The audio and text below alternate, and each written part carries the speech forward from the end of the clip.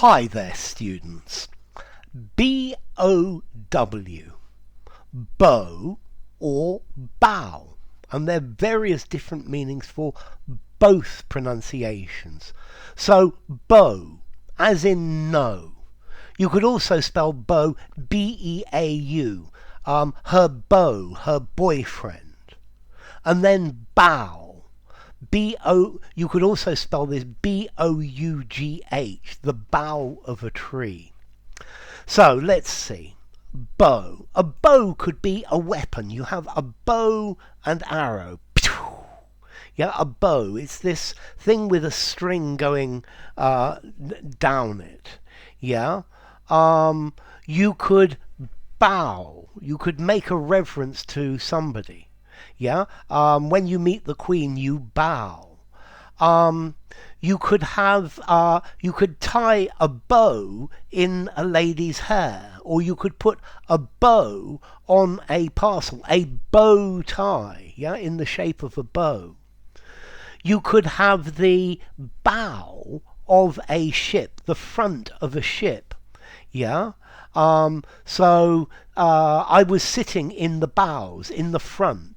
In the bow is the opposite of stern.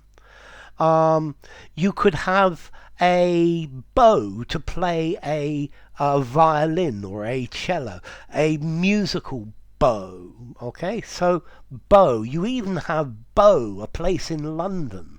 Yeah, an area of London. Bow Bells. If you're born within the hearing of Bow Bells, then you're a real Cockney. Okay, so let's look at these again. Okay, so a bow, something bent, something curved. Yeah. A bow and an arrow. Yeah. He pulled the bow, and the bow began to bow more and more. Yeah. Or you could tie your shoelaces in a bow. Yeah. Okay, so a bow to be tied. And then a bow. A bow is a reverence where you bend your body, your head or your knee. So he bowed to the Queen. Yeah. Japanese people bow to each other as a sign of respect. The front section of a ship is known as the bow or the bows. Yeah, so the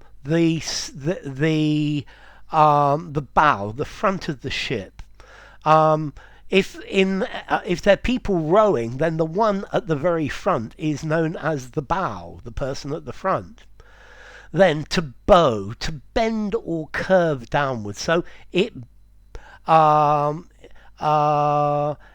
bowed downwards, yeah. The bow, B-O-U-G-H, bowed downwards. It bowed downwards.